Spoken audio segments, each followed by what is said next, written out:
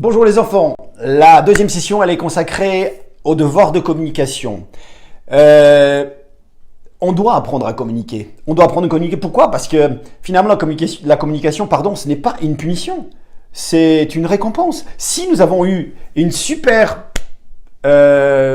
expérience avec le produit, je ne vois pas pourquoi on ne communiquerait pas cette expérience-là. Si, je prends l'exemple tout bête, si votre enfant découvre un vaccin contre le sida, est-ce que vous allez communiquer? Est-ce que vous allez dire à vos amis, mais tu te rends compte, mon gosse, il a sauvé l'humanité en ayant créé un vaccin contre le sida? Bien sûr que vous allez communiquer. À moindre mesure, c'est quoi le problème?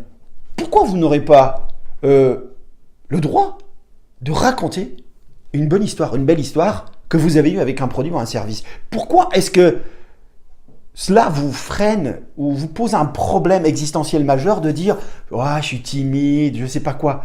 Non.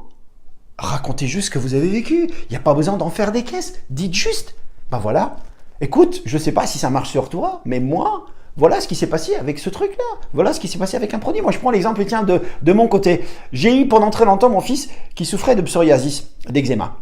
Le truc de la peau, c'est une maladie psychosomatique, il fabrique lui-même, mais néanmoins, on peut trouver des remèdes. Pour quoi faire? Pour améliorer, en tout cas pour atténuer la présence des plaques et tous ces inconvénients sur la peau. Et le jour où j'ai trouvé une solution, j'étais content de la partager avec d'autres.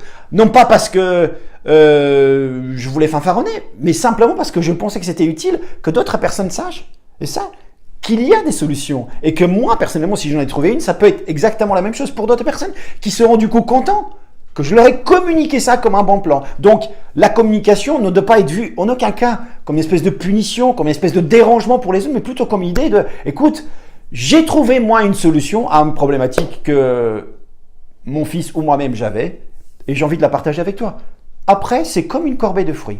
Je la mets au milieu de la table, tu veux, tu la prends pas. Mais ne voyez en aucun cas cette espèce d'action de communication comme une agression. Et puis, je termine juste avec ça pour dire, le devoir de communication, oui, peut-être aussi le devoir de communication parce que si vous avez un super produit mais que personne ne soit au courant, comment voulez-vous que les gens rêvent dans leur tête que vous avez en votre possession la solution à leurs problématiques?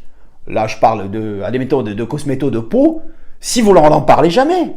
C'est pas possible que les gens rêvent que vous avez, essayé des trucs qui marchent et qui fonctionnent sur des problématiques qui sont les leurs. Donc, vous devez communiquer.